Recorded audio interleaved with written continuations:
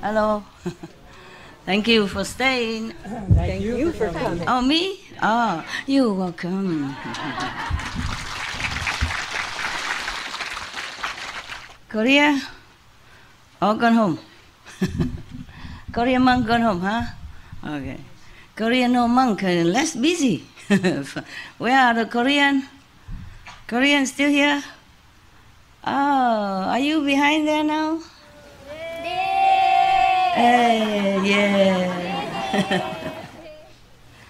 You have no work? How come the monks has to go and the lay people will stay?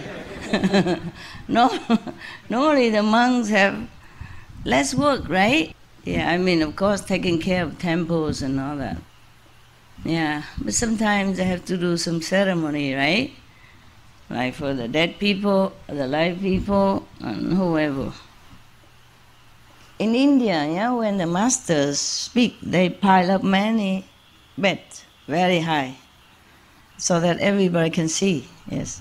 But here, I don't know how high can we pile up because because of the roof, yeah. Mostly the master don't have retreat or anything, maybe some festival. And everybody go there, singing, dancing, or eat something, right?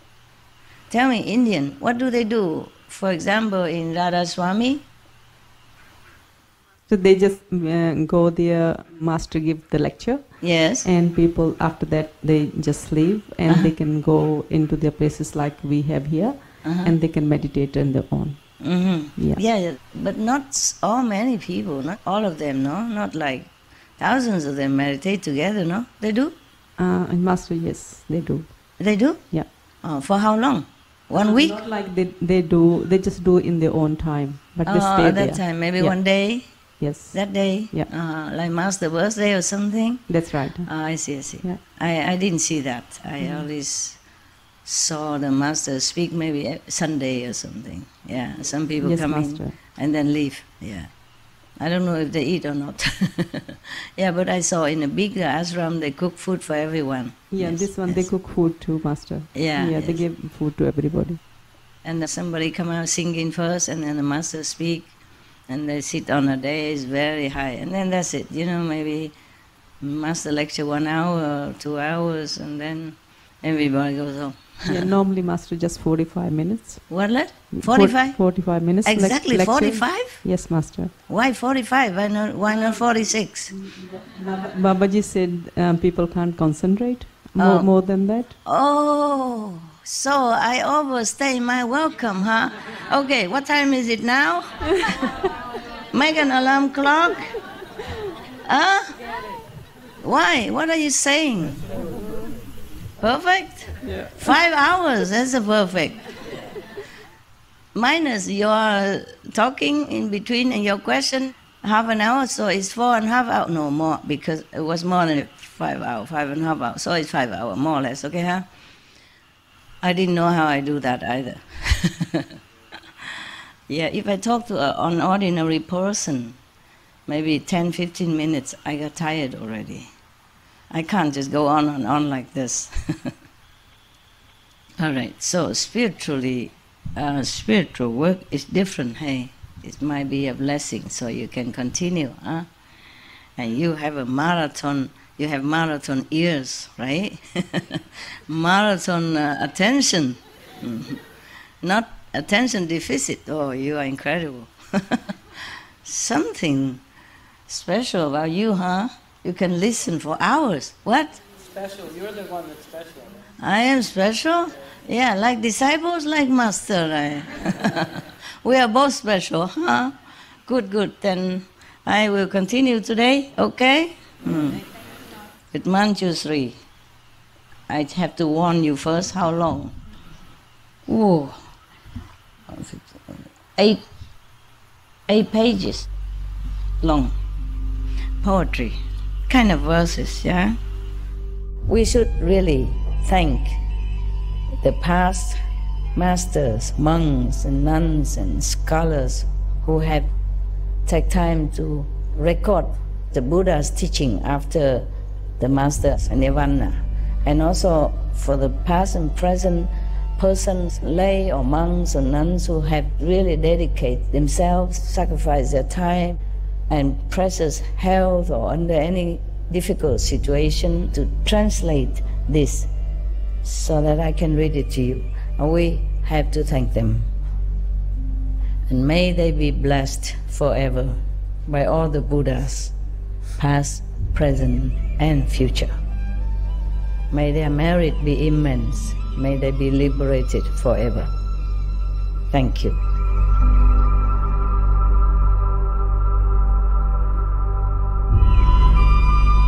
According to Buddhism and the believer and the tradition, when you read sutra and all that, you have to put on incense, flower, and bow to the sutra first and thank all the Buddhas and Bodhisattvas in 10 directions, all respectfully, before you read it, okay? And then you cover the sutra also with silk or, beautiful cloth, and I just make it more popular. Yeah, more easy, simple. And I apologize to all the Buddha. I say if I done something wrong, according to the tradition, my heart is full of respect. It's just that I cannot always do that. So please, all the sin, whatever I've done wrong, is all on me. At least other people, they hear the names of the Buddha, according to the sutta, they will get benefit. Yes. So now, because yesterday, remember, the Buddha said that he wanted to cause Ananda to become enlightened. So he asked Manjushri, contemplate all the 25 arhat, irreversible arhat, non-returnable bodhisattva that told you 25 methods. Could you explain it to Anand and the assembly in the beings after my extinction, after my nirvana? Which expedient door is the best?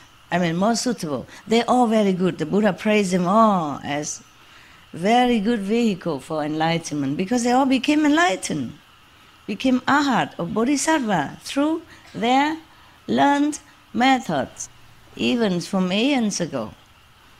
Give them this strength to continue until this day when Buddha Sakyamuni came into the world, and then they continue to practice and to be of help in his time. So they are all very good methods. Yeah? The Buddha didn't say, oh, this method no good, that method is inferior. No, he praised them. Remember? I read it again. The Buddha said that you should now contemplate these 25 great bodhisattva and arhats, their method as well, who are beyond learning already. They're liberated. They don't need any worldly explanation in order to resolve to become a saint anymore. They all know everything. They already finished with their learning. They already attained arhatship or bodhisattvaship. Each has explained the initial expedient in his accomplishment of the way. All say they have cultivated to true and actual perfect penetration. Their cultivation is equal without distinctions of superior and inferior or earlier or later. All good. Yes. So now because he wants Ananda to be enlightened quicker. So you see, Ananda have been with the Buddha all this time. He has not taught him Kuan method. And you came from nowhere. I don't even know where you live, what you do, which daughter and son's house you belong to. You get initiation almost right away, okay? Now, because I'm not running around the world, so they have to purify themselves and study a little bit of the teaching so that they know why they want to be initiated. So be sure that liberation is what they seek, not any worldly power or magical ability or fame and fortune stuff. I guess you are luckier than Anand. See, only now I wish to cause Ananda to become enlightened. Poor Ananda, serving the Buddha all this time, and still hasn't got the main method, okay, the good one. He wasn't enlightened. That's why he said, the Buddha said, I want to cause Ananda to become enlightened. Ananda wasn't enlightened at all at that point, and been with Buddha all this time, stay next to him, memorize so many discourses and miracles that happen within the assembly, within the followers of the Buddha. Imagine that. So intellectual cleverness or sharp faculty of memory mean nothing. But we have to thank the Reverend Ananda for all this. Okay? Yeah. He remembered most of this. Maybe he was jotting down then. Maybe he had learned shorthand. Because we don't have any machine at that time. So he must have been good.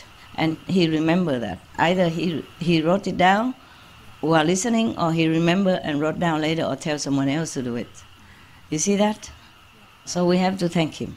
Always, because first I have heard, mean Anand wrote like that. Mean I have heard Buddha said this, say that. Yes, always the same. That means it's from Ananda. Wow, he is great. That's why they call him memory number one. Okay. And Manjushri is wisdom number one. He has very great wisdom when he was with the Buddha. Of course, he practiced many kalpas as the sands of the Ganges River. So, you guys, so good memory, number one. You remember everything. You know everything. Okay, so now the Buddha asked Manjushri, because he is a prince, the Dharma prince. And when you wise or you practice superiorly, then the Buddha would call you like a Dharma prince, or the assembly would give you such title. Just like I'm giving the title Supreme Master, yeah? I was told to have that title. Everything fall into the places now. After all this year, you can see everything fall into places, right? Why I do this, why I have that name, why I have this name, and why Qinghai and not anything else. You understand all that? Everything is like a puzzle and fit perfectly now into a big picture. Remember when I went to lecture, somebody asked you, why you call yourself or let your disciple call you Supreme Master? I just feel natural, it's me. So I say, why not? I'm the Supreme Master. I didn't mean arrogant or anything. I just felt like it's natural like that. It's the way it is, you see. Otherwise, I would have been shy to say, oh, I don't know, people call me like that, never mind. But no, I just feel natural. I didn't feel proud or anything. Just feel like your name is Sonia. I'm from South Africa. That's it, you know. There's nothing to be proud of or nothing to be shy about. It's your name, your position, and your country, where you're from. That's it. Just the way I respond. Did you feel any ego or anything? No, I don't feel an ego. Normally I would be shy, but I just feel so natural at that time. As if God wants me to answer like that. It felt good hearing you say that too, Master. You know, it's like the way it came across. It just felt really good that God is here. Yeah, you were there? Yes, Master. Oh, I see. Good then. So is in Africa, or was it in Europe? I think it was in Europe somewhere. Europe. Europe. Okay. And I think the whole assembly also felt that it's natural thing, you know, not ego or arrogance, right? I did not feel that from them. I did not feel the response energy back to me as if, oh, that's garbage or self-aggrandizement. No. I feel they feel that's genuine. It was very good feeling afterwards. For myself also, you know. I don't always feel good like that. But it felt very good that day. As also one day I was in Australia and one guy just stood up and preaching. After the question and answer, or maybe not during my lecture or something, they just stood up and preaching his own stuff. And then I just say, I invite you to shut up, and everybody clap. You were there too? But you saw that? You saw that lecture in Australia, yeah. Was very polite, you know. I'm very gentle to other people because it's not my job to carve them into anything useful. Not yet, maybe later. Maybe when they became disciples. Yes. If I want to carve a piece of shapeless wood into something beautiful and useful, then we have to work on it, no? Detailedly, carving. But don't get carved. It's kind of painful for the ego, okay? We don't need so many carved wood statues. I'm also tired of carving, okay? Now you grow up, all right? You learn something higher and accept it and assimilate it, okay? Good for your energy, good for your being, huh? So, Dharma Prince Manjushri, receiving the Buddha's compassionate instruction, arose from his seat, bowed at the Buddha's feet, and, basing himself on the Buddha's awesome spirit, spoke verses to the Buddha. Oh, I'm sure he's a Dharma Prince. He's really number one wisdom. Look, spontaneously he composed verses. Of course, it's translated different, but if it is original, it must be very rhyming and easy to remember. You see all that? Truly, immediately, spontaneously, a poem was born out of Manjushri wisdom. Is that wonderful? Yes. All right, I read now. I hope I don't have a long calendar because he's the God of wisdom. He's the Bodhisattva wisdom. Maybe he's very clear. And especially we have already heard so many explanations, a lot of calendar before already from Kuan Yin Bodhisattva and my humble self. Maybe we don't need any more, and then you can rest early.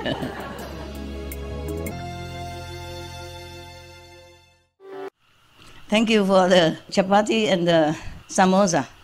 Very good. I ate only half of it, half of the samosa, because you make it big, whoa, generous. And I share with the ghost. They like it. They also thank you. But I eat more later, okay? I just didn't have time. I just quickly make a few pieces, and then so that I can give the rest to the ghost. But I will enjoy later when I'm really hungry, okay? I'm really hungry. Mostly I cannot. Hope you like it, Master. Thank you. I will like it. Long time no see. How not like? Okay. Yes. And also the curry you made also. The chickpeas curry. Who yes, made? Master. Oh, yes. Yeah. I combined it with the samosa. Tastes delicious. Okay, but I didn't have time. I have to correct many paperworks. Yeah, before I came down. See, and then I have to correct myself also. Master, you're looking so beautiful. And wrapped up, look decent. Yeah.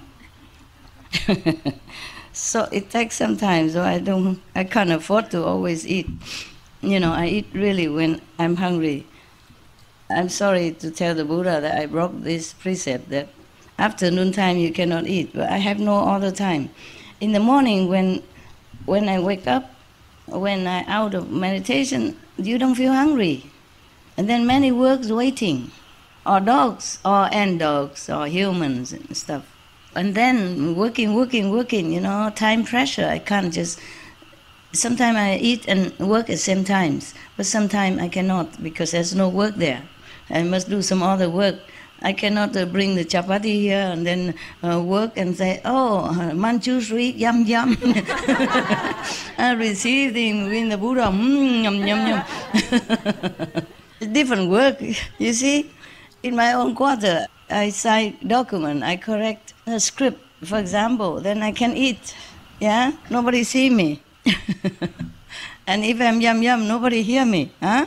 And the paper don't talk back at me, nothing, but here I cannot. It's a different work, so I can't afford to eat then, but I will, okay? I ate already some. They're very good, very good. Thanks for giving me the opportunity to make of course, something. I love your opportunity. I love to give you that opportunity anytime. My pleasure. Yeah, Master, we are here for another week. I'll make something else for you. Another week? Oh, wow, really? Oh, don't tell people, they're envious. Because you can't make it for 1,000, yeah? Yeah, so maybe just for me and some... I share with the staff later. If a lot, I share with them. Yesterday, I came back home and they gave me some noodle and some stinky tofu soup. I couldn't eat a lot. Supposed to be very hungry, and, but didn't feel so hungry. Yeah. And then so I eat some and I gave to the staff also. It depends on how much, yeah. Some of the, late working staff, yeah, not all of them. Some of them already rest or meditate.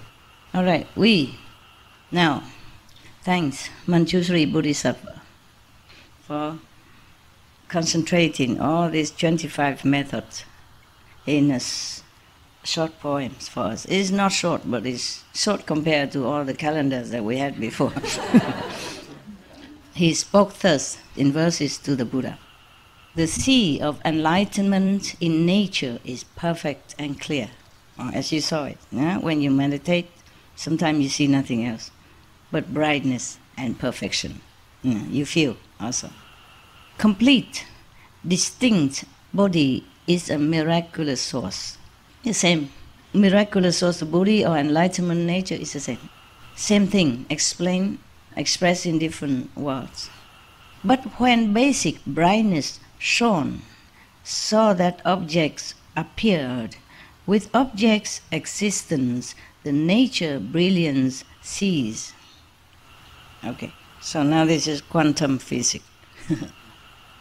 Naturally, there is just brightness, yeah? That's a Buddha nature or enlightenment nature. And then it's all bright and clear. Normally it's tranquility, tranquil brightness, only light. When it's expanded itself, when it's shy, it is showing off, yeah? Then things came into existence. That's what he meant. But then, when all the shyness became the existence, then the brightness ceased, the brilliance ceased. Meaning, once the brightness enter into some form, then you don't see that brilliance outside anymore. I mean, the reality of brightness anymore. Therefore, you see, you have light inside you. It's proved when you meditate, you see it. Oh, maybe not sometimes, yeah, but okay, it's proven, yeah. So inside you, you have light. Otherwise, where do you find it? Huh? It's not from the light, you close your eyes. It's not from the ear, you don't listen to by your ears. So when you meditate, you see the brightness inside. That is a proof that you are originally from this brightness. You are part of or is integrated.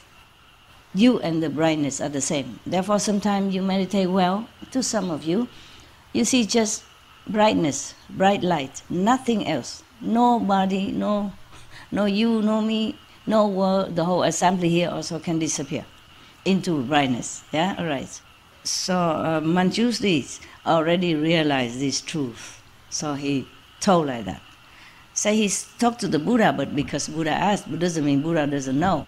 Buddha is tired, he take a rest, I think. Let everybody talk. And then the Manjushri said that. So now, because of that, suddenly there's no brightness anywhere, and it caused confusion. Now see, so he said, confusion and falseness bring about emptiness. Relying on emptiness, time and space take form. This is quantum, Big Bang. When the real energy exploded, then there's a chaos all over, chaotic rearrangement or readjustment or adjusting and all that. And falseness, because there's no brilliance shining anymore around. And then bring about emptiness. It could be like a darkness also, in the confusion and falseness. If you're not a Buddha anymore, if you're not in the Buddha's state of mind, if all beings has become confused, therefore there's emptiness that arises from that confusion and a wrong concept. And relying on emptiness, time and space take form. See, originally there's no time, no space. So just like when you meditate or when you're happy, time passes so quick. There's not actually this time at all. Time is just relative terms, but we're so used to it. So we work at 8 hours, we sleep 7, 8 hours, we eat about 1 hour. Everything we count like, an hour, time, and this. And then because of the emptiness, time and space are born. Thought settles. The thought of being settle. Making countries and land. What knows and feels becomes living beings. After the movement of the energy, whatever can discriminate become thoughts. And after the thoughts are born, it's settled. It's settled here and there. And manifests into countries and lands. So all things born from thoughts. It's not an ordinary thought. It's probably thoughts from one of the creative source, okay? From one of the creative energy. It's saying thoughts, but it could be like just movement of energy. Understand the collision of energy, the resettlement of position in the universe after the shining forth of the original brightness or brilliance, okay? I mean, after the explosion. The scientists call it Big Bang then, All right. And after that, whatever energy that still can move and can interact with each other become like a thought. Just like energy, it can move things. So we can call that is a thought or thinking. Because thought is not like we're thinking in our mind now, but it's something higher, from the energy interaction with each other are born mountains and countries and lands. What knows and feels become living beings. Whatever has not become countries or lands or mountain, which has feeling, which has some recognition of some kind, become living beings.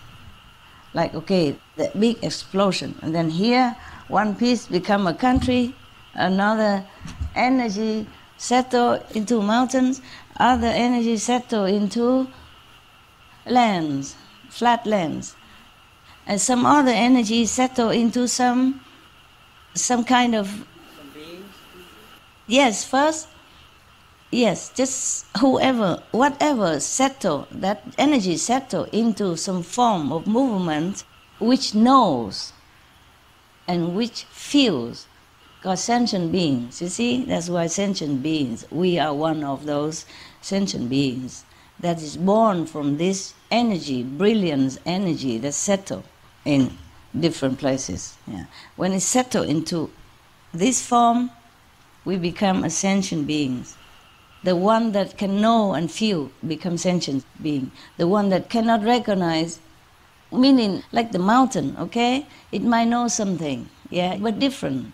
Not the knowing of the physical existence. The mountain may know some other thing that we don't know, okay? But they don't know the taste of the bread that you eat.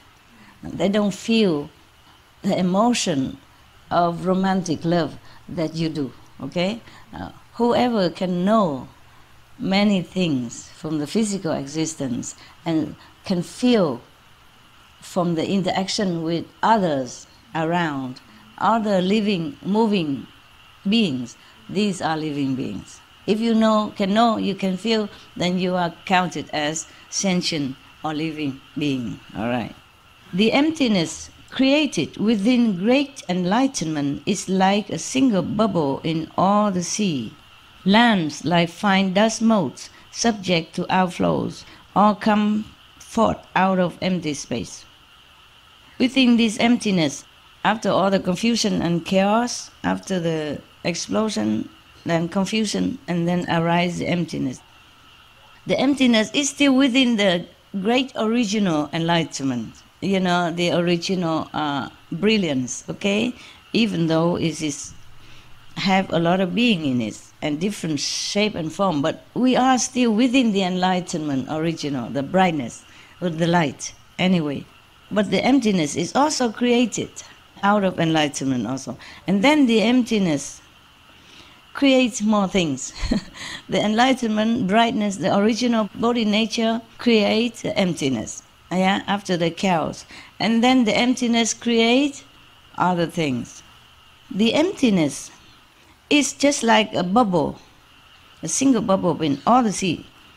But then the lands that create it are like fine dust motes, subject to outflows, and all come forth out of empty space. They just come from nowhere. Lands and sea originally is like dust, even lands are not really settled yet. They are still very maybe soft and hollows and spongy type, like dust, not set.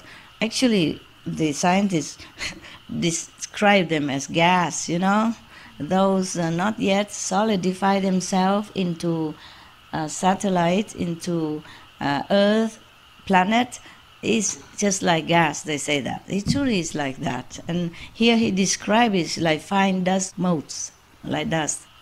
Probably not yet completely solidified. He defined the beginning of the world. He tells us how the world is formed. And they all come out of empty space after this explosion of the divine light. Just as the bubble burst, space is no longer there. How much the less the three states of being. He says, suppose this emptiness within all the sea, the single bubble in the sea, if it bursts, then there's no space. You see, we are created within this emptiness, But the emptiness is described here just as a bubble in the sea. When the bubble bursts forth, then there's no space anymore. If we have a balloon, then inside we have space, empty space. But if the balloon gone, disappear, there's no space. But we are illusionary living in this kind of bubble. And we have space, we have time. But if the bubble bursts, then we cannot find any space anymore. How would we even count time? That's what he meant, okay? Even less the three states of being, meaning the physical, the astral, and the causal. The thinking ability, the creative ability of the astral level, and the physical level as a human. All right. So when the bubble bursts, when the emptiness no longer there, then we don't have anything. Our being's gone also. Returning to the source, the nature is not two. Many are the entrances through experience. None of them does the sagely nature fail to go through.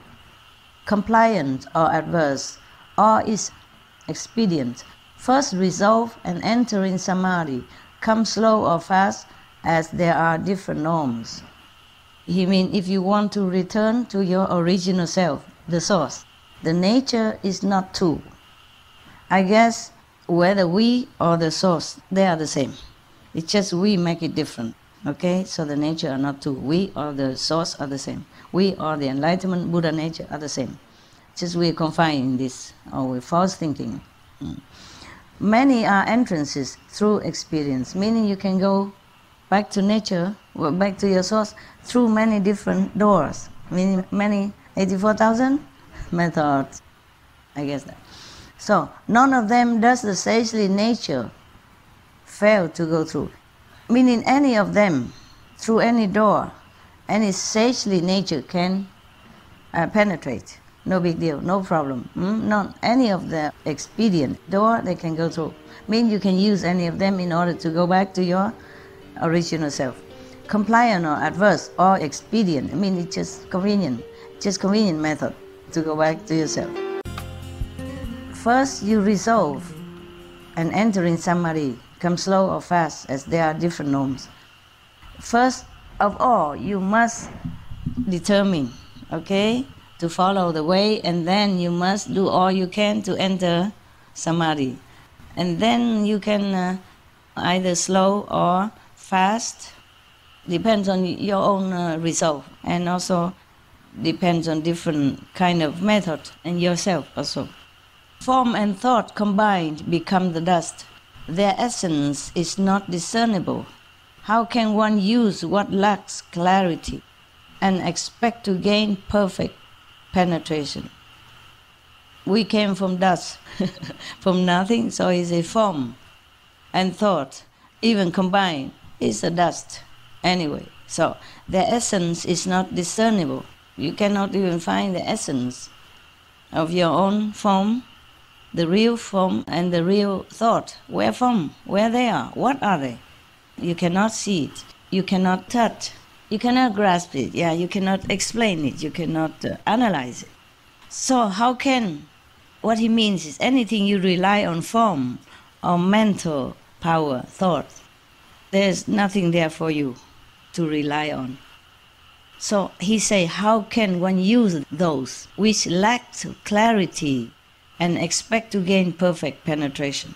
Because many of the bodhisattva beforehand, they say they use the touch or the water or whatever. So he say any form, anything has form or mental quality is dust, is nothing.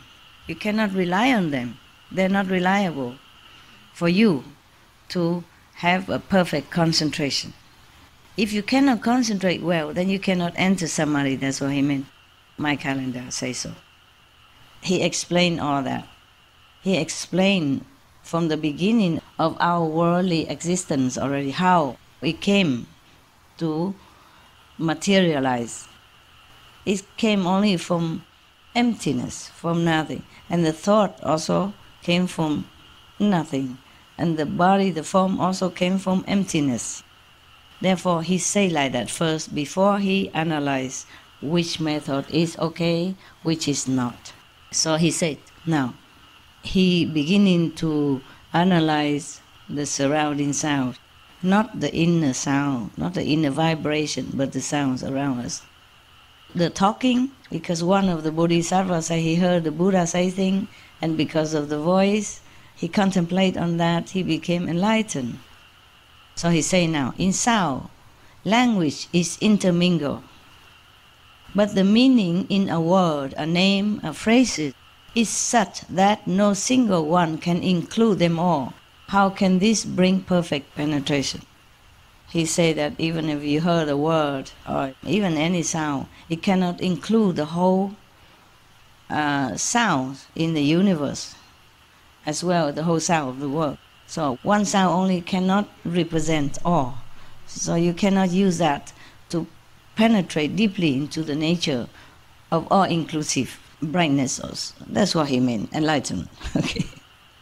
And then now he say another one. That's the sound, the voice that he attacked already. No, he say no already. He asked a question, but he mean no. You see, how can this bring perfect penetration? He asked so that the assembly know that it's a no-no. Because if they answer, of course not, then they know this is a no. He is very polite. He didn't say, this is not good, not like your, your very straight master. No, that's no, get lost. He's very polite. He said, how can this? As if he don't know, you know. He give all the fact, and then he said, how can this be? Of course, the assembly will have to agree. No, that's not. Well, he didn't say anything. He didn't criticize nothing. All right, next one. Awareness of smells comes through contact with them. Apart from them, one does not know that they exist. Since sensation of them is not constant, how can one reach perfect penetration? Oh, it's really a poem. See that? Since sensation of them is not constant, how can one reach perfect penetration? All right. Suppose we are born into some place in a bubble and live in a bubble for some reason and never smell perfume. So how can we even know perfume exists? How can we even smell that fragrance? That's what he meant. So rely on smell is a what? No. Yeah. But he didn't say no. He said, how can? If you don't ever know the smell, you don't even know them exist. So he meant no. Right. Next one. He always asks questions. He didn't say no. He didn't say no good. I would say, no good, don't. But he say, next one, for the flavor, the one who practiced flavors. And now he say, flavors are not to us fundamental. They only exist when there is something to taste. Since this sensation is not perpetual, how can one derive perfect penetration? Ask question again. He means the tasting of things, the flavors are not born from us. It's not our nature. So if we want to go back to our nature, it's logical. We cannot rely on something that is not our nature. He's a very logical guy. No wonder he's number one wisdom monk in the assembly. That's what I guess. My calendar guess like that. Otherwise, it's very clear already, no? Just in case you pretend you did not understand, I just pulled a calendar out for you. Now, next one. Touch becomes clear only when something is touched. Without an object, there can be no contact. With fluctuation between contact and separation, how can one gain perfect penetration? He asks again. It's true, right? It's true. So somebody practiced to gain enlightenment through touch. Maybe for him, okay. Because probably his affinity like that. Or maybe the Buddha blessing, so that even through the touch, he can be enlightenment. These are old time and people are more pure. Anything can get enlightenment for them. But he says, when there's nothing for you to touch, then how can you rely on to meditate on or to concentrate on, contemplate on? Logic, no? So this is a method to rely on touch is a... No. Wow. You know everything. What for I sit here? Just to look at you, huh? Your beautiful karma face. No. Now, mental constructs known as internal dust, reckoned as dust, they are certainly sense objects. Involvement of subject and object cannot be pervasive. How then can they lead to perfect penetration? Similar. You understand already or not? Or do I have to pull out the calendar? No. You got? Good. So this method, you and whatever object you touch, this is not everything. It's not just you and the one thing. It's not pervasive. It's not your true nature, because your nature is all pervasive. That's what he meant. So this one not pervasive enough. How can you go back to your nature if you touch something that is so non-pervasive? So is this method is Now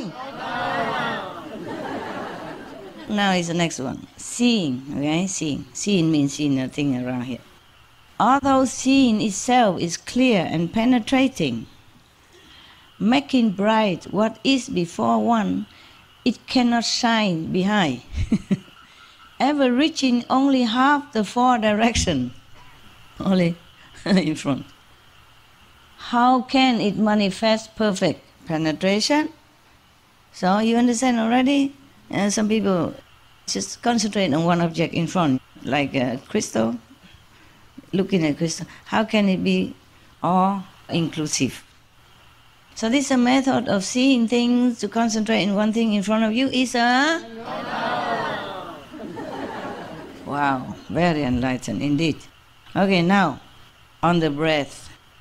The nose breath penetrates in and out, but in the rest between there is no air. When you don't breathe in, or between the in and out, there's no air. So these interruptions render it inconsistent. Oh, this guy is very articulate. How can one use it for perfect penetration? So is this a yes or a no? No. Really know that it's no, or you just say because everybody... We were at the breath, right? Okay, so now it's the tongue. The tongue is not an organ apart from cause. I mean, it's just from cause and effect. Just created out of the condition at that time, after the Big Bang, after the explosion of light, of the energy, of brilliant energy, of powerful energy. that sparkle into light. Light is also energy in different form. So he said the tongue is not an organ apart from cause. Flavors form the source of its sensation. When flavors cease, it knows nothing at all. How can it attain perfect penetration? So, if the tongue don't taste any flavor, then there's nothing there for you to contemplate on. So using the tongue, which rely on the flavors to know enlightenment, like the medicine man, is it yes, yes or no, no?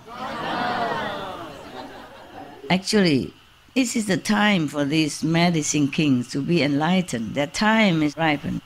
It's not because of their tongue or because of the flavors of the medicine. It's the Buddha right there. They were touching and administrating some ointment or something to him.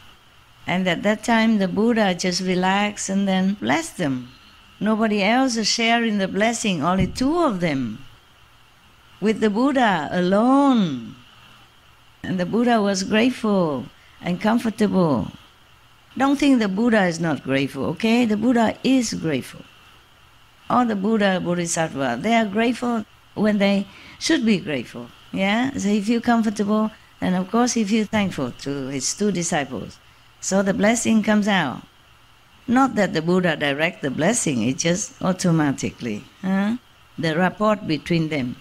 Plus, these two medicine men has practiced eons of cow baths, as many as the senses in the Ganges rivers. God, I thought you don't know that much, but I am wrong. I'm very pleased with your catching up and memory. Now, next one. It is the same for the body as for objects of touch. Neither can be regarded as a perfect awareness with defined and limited invisible divisions. How can it be used for perfect penetration? Somebody is contemplating on the sensation of the body or something before it got to do with the body. So he say the body and or something that is interact with it is not be regarded as a perfect awareness because it's only limited. Only the body and something touching it, yeah, or feeling, making it feeling, yeah. Like you feel hot or you feel cold with your body, only this limited self and physical sensation. So he say, how can it be perfect penetration to go anywhere, yeah, to go up?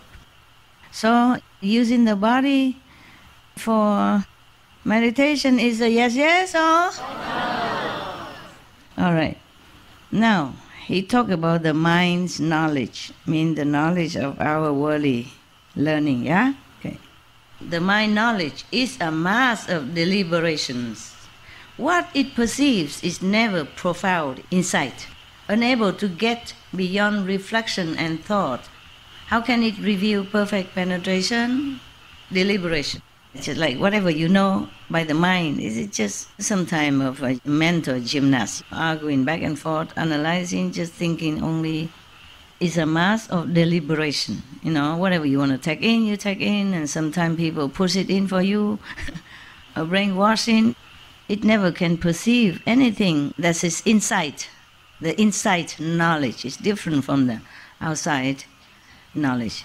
So he said it can never penetrate the profound insight with T, insight. So the thing the mind collect and call it knowledge is the thing from outside with D. So completely different. He say that's this perceiving from the mind, it can never get beyond reflection and thought even. The original thought that makes the universe, that makes the world. How can it reveal perfect penetration? So this knowledge, mind knowledge, or the mass of deliberation can be used as a method of enlightenment? Yes or no, no? No. Okay, fine. Next one. The seeing consciousness combines three aspects. Prop is origin, it has no appearance. Since its very substance is variable, how can it bring perfect penetration? if something is too many, it's too complicated, very, then you cannot concentrate well. You cannot bring your mind into one-pointedness and single-mindedness, right? So he say, the seeing conscious is too complicated, too many things, seeing too many things. You cannot concentrate well on that, on the seeing alone. Yeah. So this method of seeing, using seeing to be enlightened, is a yes, yes, or no, no? No. Okay, good. Now, the heart of hearing penetrates the 10 directions. The heart of hearing, meaning the source of hearing, the main point, the main source of hearing, penetrates the 10 directions when born, bearing, born on the strength of great causes. Those of initial resolve cannot enter this way. How can one expect to gain perfect penetration? Or the heart of hearing, he means the physical hearing. If this method of hearing have to be carried by the strength of some good causes, then many of the normal people, novice, would not be able to enter. Not just hearing, but something special has to happen. The great causes, maybe some blessing from some Buddha. Therefore, normally the normal people, the lay people, the beginners can never enter, can never use this. You just sit and hear everything all day without any teacher, without any blessing from any saint, then you get nowhere. So he said that this method is a... Thank you. Wow. We still have a lot. A lot of no. I'm telling you. 1, 2, 3, 4, 5, 6 more pages. We're not even halfway.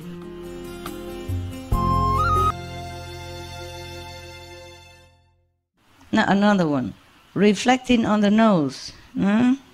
The white spot on the nose, as the Buddha have taught one time to one of the who cannot do anything more. It only serves to gather in and settle the mind. Yes, you can calm your mind with that. Yes, but once settled, the mind is simply still, because the mind cannot go any further. You can only calm your mind. But after calming your mind, what? Nothing. Just sit there, quiet. Yeah. How can that be perfect penetration, he asks. So it's a yes or it's a no? No.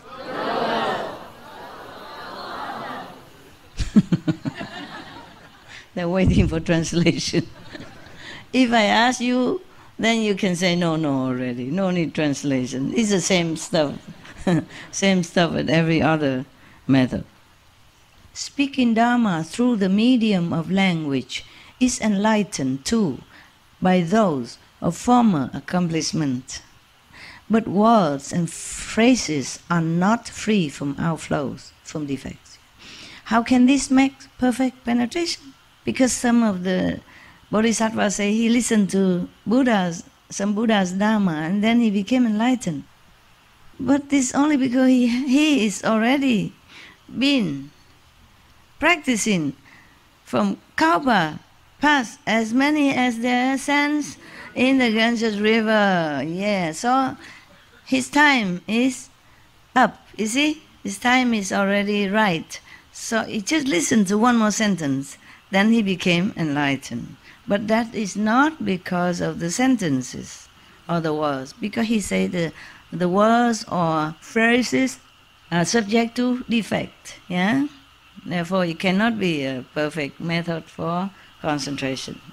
This guy is very wise. Huh? My God, for 25 methods, he cut them all. Now, yeah, just like you remember the sixth Zen patriarch Wenang, he heard only one sentence from the Diamond Sutra. Yes. Then he became enlightened. And then he went to seek for initiation and further guidance from a true perfect master. Yeah. Even he already became enlightened by one sentence from the sutra, but he still went to look for living master. Yeah? He said, where did you get this sentence. He said, from Diamond Sutra. Where can I get the Diamond Sutra? Is in such and such temple. They copy it and recite at home. But that is transmitted by an enlightened master. The fifth patriarch is not just like from anybody. It's not the sutra alone will make you become enlightened. Otherwise, all the Buddhists are already became enlightened. They all know Diamond Sutra. They even repeat to me, questioning me as if they know better. Yeah, something like that. Knowing, reading, and reciting or learning by heart is useless. The only reason that sutra or that sentence was not useless to Huineng, the sixth patriarch, because it came from a living master transmission. He talked about it, and everybody copy. His blessing, his power is within the words. Just like if I tell you to repeat such and such holy names or the gifts, etc., it's not because of those words or the mantra or the names that you became enlightened. Now, next one. Refraining from transgressions only controls the body. Lacking a body, there is nothing to restrain. Since its source is not all-pervasive, how can it bring perfect penetration? One of the monks became enlightened because of keeping the pure precepts. But only for him, only for him. He really concentrates on that. It's a kind of concentration, contemplation. And maybe the master who transmit to him these precepts, the pure master, powerful. And life after life, he probably always kept the precepts pure and complete. That's why this lifetime, he also can use that as an expedient means for enlightenment, with the live Buddha right in front of him as well, transmitting again the same precepts, not because of refraining from transgression, not because of keeping the precept that you become enlightened. There are other factors involved. So he said, you need the body, because if you don't have the body, then you don't have to keep the precepts even. You can. What for? The precept for the monks is that to control your body so that you don't do this and that harmful things. For inconvenience for others and for yourself, or harming others. But if you don't have the body, you don't exist. Do you have to keep even 5 precepts? No. I cannot tell nobody here, the air, don't kill, don't lie, don't steal. I cannot tell the air like that. Nobody here. What for I tell that? So he said that this is a... No. Right. Inconvenient. Not proper for anybody, for all the people to practice. But for that monk, it was his method to gain the initial enlightenment, or the arhatship. Now, spiritual penetrations are based on past causes. I don't know why they say spiritual penetrations. What connection have they with distinguishing mental constructs? Conditioned thought is not apart from things. How can one attain perfect penetration? I don't remember what is that. But whatever it is, no. Yes. We have to go back to, the past method explained clearly. So now, the next one, One may contemplate the nature of earth, but it is firm and solid, not penetrable. What is conditioned is not the sagely nature. How can one use it for perfect penetration? You keep asking. What is conditioned? Meaning whatever exists because of some conditions to cause it or to manifest it, to materialize it. It's not our true nature. Sagely nature, meaning Buddha nature. mean perfect enlightenment, mean God nature, mean your original self. It's all the same, okay? Sometimes express different words. So if it's not your own self nature, then how can you use it to return to your own self, original self? That's why he say it's a... Yeah, good. Yeah, save me asking. I save my breath for continue calendar. He also has a big calendar, man. He and Kuan Yin Bodhisattva, both of them, I can only be disciple. My calendar is not that long. My calendar is not like 9 page or 10 page like them, right? Next one. One may contemplate the nature of water, but such mental reflection is not the true and real. This state of suchness is not an enlightened view. How can it give perfect penetration? Okay, we know. Okay, so it's a yes, yes, no, no? Okay, let's pass it. One may contemplate the nature of fire, but admitting dislike is not true renunciation. This expedient cannot be one for beginners. How can one use it for perfect penetration? Yes, yes, no, no? No. So we pass? Yeah, pass, thank you. No need calendar. Yeah. One may contemplate the nature of wind, but movement and stillness are not non-dual. Duality cannot bring highest enlightenment.